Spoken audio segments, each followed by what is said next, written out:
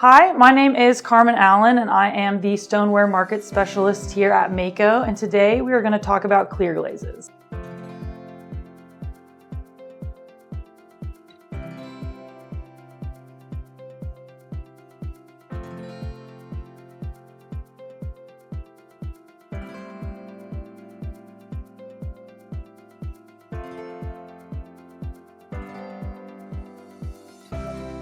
Mayco manufactures a variety of clear glazes that come in both low fire and mid-range temperatures. Today we're going to discuss the different clear glazes that we offer, as well as their performance and interactions with other products. To begin, we're going to go over our low fire clear glazes. Our low fire clear glazes come in a variety of sizes and for brushing in addition to dipping as well. First, we'll talk about our crystal clear brushing glazes. We have S2101 for brushing and S2000 for dipping. Our crystal clear glazes have the same formulation, so they will interact with other products similarly. One is formulated for brushing and one's for dipping, so they're kind of, the results here will be used sort of interchangeably with both products. Next, we have our NT clears. We have an NT brushing as well as an NT dipping that is available. Next, we have our C300 transparent matte glaze. And our transparent matte glazes are only available in brushing. We do have 16-ounce and 4-ounce sizes, but they're not available for dipping. Next, we have the Duncan clear glazes that we manufacture. We have the Pure Brilliance glaze, which is available in both brushing as well as dipping. Next, we have the Duncan Envision clear glazes. The Envision line is only available in brushing, but it does come in a variety of sizes. First, we'll go over the crystal clear results with our Stroke and Coat glazes. So here we have our S21 over Tuxedo, Grapple, Hot Tamale, and Orchid. It is very common for clear glazes to interact with chrome tin pigments, which are going to be found in the purples, in addition to showcasing some bluing on darker glazes.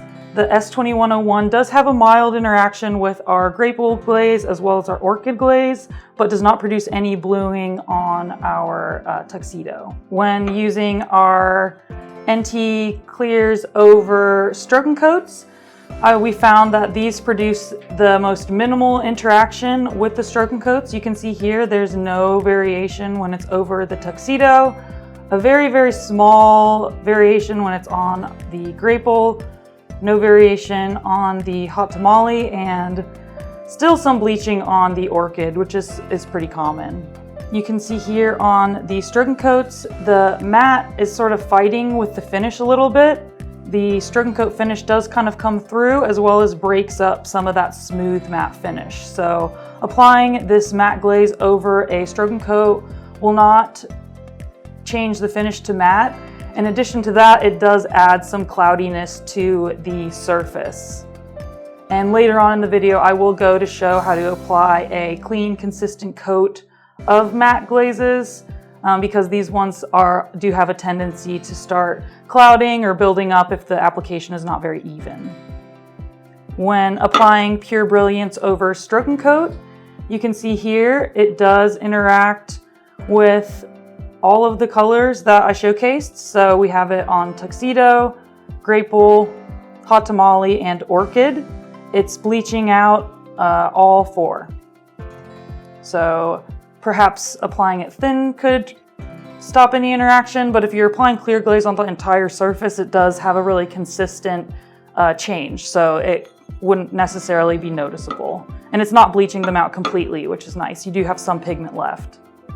The Envision glazes over Stroke and Coats here, you can see it does bleach out these darker colors. There's a minimal interaction with the red, but it's still there. Definitely bleaches the Orchid out a lot, as well as the Grapple. Here we are featuring our Jet Black, Regal Purple, Lilac, and Flame Red. When you're using our crystal clear glazes over underglazes, that is sometimes common to have those interactions as well. You can see here with all of these underglazes, there's no interaction at all. So the crystal clear glazes work really, really well and don't produce any interactions when used with underglazes. When using NT clear glazes over underglazes, you can see here, there's a little bit more interaction than there is with our crystal clear series, but it's still nothing super dramatic. And then using the transparent matte over an underglaze, you can see because of the uneven application, we do have a little bit of clouding. I will go into this again at the end of the video. This I just kind of brushed on really quick, so that kind of shows the variation and how it will change the results. So if you brushed out your glaze really well, you could get really a nice smooth matte finish while still staying true to the color. When using the Pure Brilliance glazes over underglazes, there is a bit of an interaction on the darker colors, but we're not bleaching out the purples, which is really nice. And it still has a nice smooth finish here. And then the Envision over underglazes, there is minimal interaction. This here could have been an inconsistency of the brush stroke that's causing the interaction. So if you're really brushing that glaze out really well, you might not end up with any of this variation that occurs. When using our crystal clear glazes on a terracotta body, you can see here there is some slight bluing that happens. But for the most part, you can definitely see the color of the terracotta through it, and it really does brighten up that color really well. When using the NT clear glazes on a terracotta body, we found that this is the most clear on this body. There's no bluing. It really, really brightens up the color. You don't see any clouding or anything like that. So this is a really good one to use if you're using a clay body that's low fire and it's not a white clay. Our transparent matte glaze on a terracotta body, which is not surprising, it does add a little bit of cloudiness. It's definitely reacting, or it's creating contrast with this darker body. The transparent matte glaze typically works better on lighter clay bodies to avoid any clouding. And on a terracotta body, you can see here there's a little bit of clouding that's happening, or bluing, where it might have been a little bit thicker. So perhaps with really brushed out coats, it wouldn't interact with the terracotta body. It creates a nice rich color, but just pay attention to the application thickness when applying that on other clay bodies.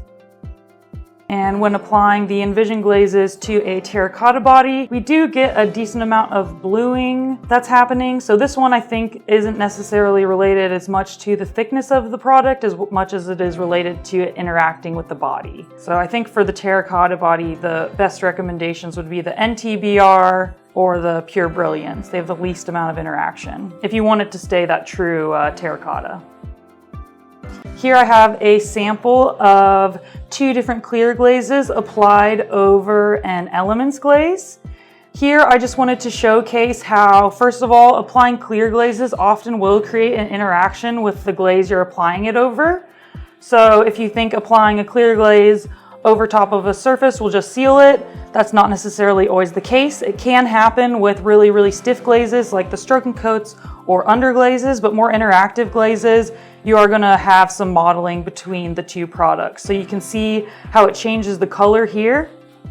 In addition to the fact here I'm using a transparent matte glaze, that does not change the finish of the tile here. Typically when you're applying a matte glaze over a gloss glaze, the gloss glaze is always going to come through.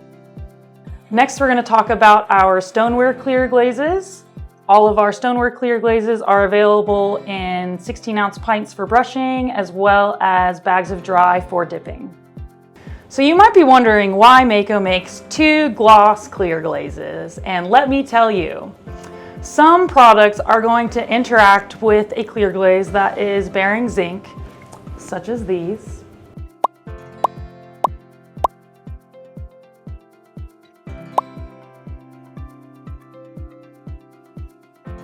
So we created a zinc-free clear glaze to reduce an interaction with them. First, let's review our Stoneware Clear Glazes over Stroke and Coat.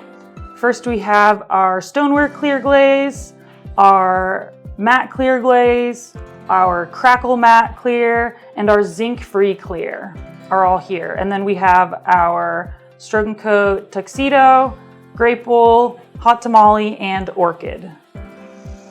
As you can see here, applying the clear glaze on top of the Stroke and Coat does promote a bit more mobility than if the Stroke and Coat were just applied directly to the bisque without any glaze layering it. The clear glazes do interact with most of the pigments here, so expect a little bit of interaction in addition to some blurring. As you can see, these all kind of spread out, which is really not surprising considering the movement that is encouraged by layering these two products. One thing I do want to make note of is the performance of Stoneware Clear and our Zinc Free Clear. We have both of these clear glazes because some pigments are going to interact with a zinc bearing clear, which is our Stoneware Clear Glaze. On the back of this tile here, you might be able to see a little bit better since it's a larger surface, but our Tuxedo glaze does lean to be a little bit more brown if you're using our Stoneware Clear on it. But if you use the Zinc Free Clear, which is this bottom section here, that is going to showcase our Tuxedo truest to its color. So if you are doing any tuxedo details and you want to make sure they stay really black, we would recommend using our Zinc Free Clear on top of it. And next we'll discuss the clears over Underglazes. The Underglazes are actually our primary driver for creating the two gloss clear glazes, which again are the Stoneware Clear and the Zinc Free Clear. We found that these four colors did interact with zinc bearing pigment, so we created the Zinc Free to create a minimal interaction with these colors. Here we have our Leaf Green, Spring Green, Chestnut Brown, and Cement. Our Stoneware Clear here does bleach out some of the colors as well as adds a little bit of a brown hue. As you can see here, the Zinc Free Clear doesn't create a variation in the color and just really makes it a little bit more saturated and more concentrated. When using matte clear glazes over Underglaze, you do have to be careful and pay attention to the thickness of the matte clear glaze because you are putting it over a darker color, so variation in your application will be showcased, so make sure you're applying that really evenly. But you do see there is still going to be a little bit of clouding that happens, which is really common with using matte glazes, especially if it's over a darker color. And here I have a larger sample showcasing the contrast of the Stoneware Clear and Zinc Free Clear on these underglazes, just to make sure that we can see it a little bit better. Occasionally, the Zinc Free Clear does produce a little bit of texture on the surface, so always make sure to test your glazes before using them on a finished ware piece. Here we have our Stoneware Clear Glazes on a dark brown clay body. As you can see here, most of them are going to create some sort of interaction. The Stoneware Clear isn't too bad, but it does lighten it a little bit. I find that our Zinc Free Clear reacts the least with this clay body and really makes the color a little bit more saturated, whereas the Stoneware Clear Glaze kind of keeps it the same as it does when it's just the bare bisque. So this is really nice if you're the Zinc Free Clear is really nice if you're looking for the clear glaze to make the clay body a little bit more richer if you're using a darker clay. Our Stoneware Matte Clear Glaze does bleach out the color a little bit, and then our Crackle Matte Clear seems to have a little bit of cloudiness based on the application thickness. So really pay attention if you are using these on a darker clay body to the application. Here I've showcased our Stoneware Clear and our Matte Clear Glaze over two different glazes just to showcase the interaction as well as how the finish would change when using them in combination. We have Blue Surf with our Stoneware Clear on top, and here we have our Matte Clear Glaze. You can see here there is a minimal interaction. Some glazes will produce a little bit more interaction if you're layering them with clear glazes. Typically, putting a clear glaze isn't just going to change the finish of your piece. Again, they are interacting with one another. So you can see here, the gloss comes through the matte glaze, and the Stoneware clear glaze does create a little bit more color variation. When using the clear glazes over a matte glaze, this is a perfect example, again, showcasing the interaction that happens. Here we have our weathered blue by itself. Here it is with the Stoneware clear, and here it is with the matte clear glaze. So the matte clear glaze does create an interaction. It doesn't make it more matte since it's already a matte glaze, but it does have a little bit of variety in the finish here, which is kind of strange. And then this, it just totally interacts. You get rid of this white variegation that happens on this product. Something that you might come across when using clear glazes is crazing. Crazing is caused by the fit between the glaze and the clay body. If they are not compatible, you're going to create microfractures in your glazed surface.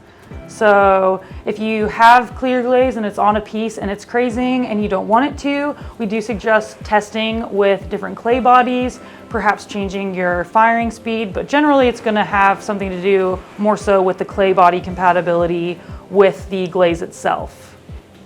When it comes to our crackle glazes, those are glazes that are made to intentionally craze on a fired and glazed surface. So if you're using a crackle glaze and it's not crazing, first we recommend that you wait at least 7 days to make sure all of the crazing has showcased on the surface. And secondly, all of our glaze samples are going to have a stain that's been applied to that surface to highlight the crazing. So make sure you give it enough time for the crazing to come into effect, as well as highlight the crazing using a stain or India ink. We water down acrylics and just scrape them across the surface to showcase it. Also, we wanted to mention that applying a dinnerware safe glaze or clear glaze over a surface that's not recommended for dinnerware surfaces is not necessarily going to always make that surface suitable for dinnerware surfaces. We do ask that our customers practice a practical consideration when observing a fired and glazed surface and the suitability of that surface for dinnerware. Please note that finished ware producers are responsible for food safe testing their glazes that are being sold into commerce. And now I'm going to demo how to apply your clear glaze. I'm going to use our NT brushing and our matte transparent brushing. So these are both low fire clear glazes, but this technique can be applied to mid-range brushing clear glazes as well. Typically we recommend using a fully loaded soft fan brush to apply your clear glaze, or any glaze really. But with the clear glazes, I like to be a little bit more conservative with the loading in order to have a little bit more control of the application process. So I'm going to use the transparent matte glaze for this. And I am still going to want to load my fan brush, but I'm going to be pulling the glaze out a little bit more than I would typically. So my fan brush is loaded nice and full here. I'm going to apply it to the surface, and I'm actually going to continue to brush it out and make it drag across the surface. So I want to brush, so I'm not trying to lay it on like peanut butter or icing, like I always say, but here we really want to brush that surface out, and that's going to reduce variation in the glaze finish, and especially with the matte clear glazes, reduce clouding. So typically we recommend applying 2 coats of clear glaze, and applying 2 coats this way really ensures the finish and surface is really even. So we can go ahead and apply the NT-BR clear on here. And with the gloss clear glazes, it's not quite as big of a deal as with the matte clear glazes, since the matte clear glazes have a tendency to cloud and be a little bit more reactive with clays or glazes. If you are applying a clear glaze on any of the things that we previously mentioned interact, brushing them out in this way can help reduce that interaction, specifically on these different clay bodies. I think these are things that you can kind of will to perform a little bit better, because most of the interaction that happens is just like a buildup or an inconsistency in the application. So I've got my first coat on, and that dried really, really fast because I brushed it out so much. And here I'm going to load my brush up again. Again, not all the way up here necessarily. I'm not letting it swim in the glaze, but really, really brushing that glaze out so that it is a nice and even application. So kind of until my brush is really pulling, and then I'll do kind of a final hit with it to make the brush strokes a little bit more consistent, because sometimes cross-hatching them, I found I end up with a little less consistent coverage. And then finally, the second coat of the NTBR. Again, these ones I'm pulling out a little bit more than I would typically recommend for our Stoneware glazes specifically, but a lot of the time you're going to apply elements or stroking coats a little bit heavier like that than this as well. So then that final brush to make it a little bit more consistent of an application, and then that's a good 2 coats of clear glaze. And this should fire really, really evenly. I'm not going to fire this tile because it has nothing underneath to show, but that's how you apply it. If you are familiar with our Speckta-Clear glaze line, those glazes are going to use our NTBR as a base. So if you're worried about interactions or anything, please keep in mind that it's going to be similar to anything that happens with NTBR. Thank you so much for tuning in with us today. We really hope you found this video helpful. Definitely make sure to reach out to our technical team if you come across any issues with our products. And as always, make it Mayco.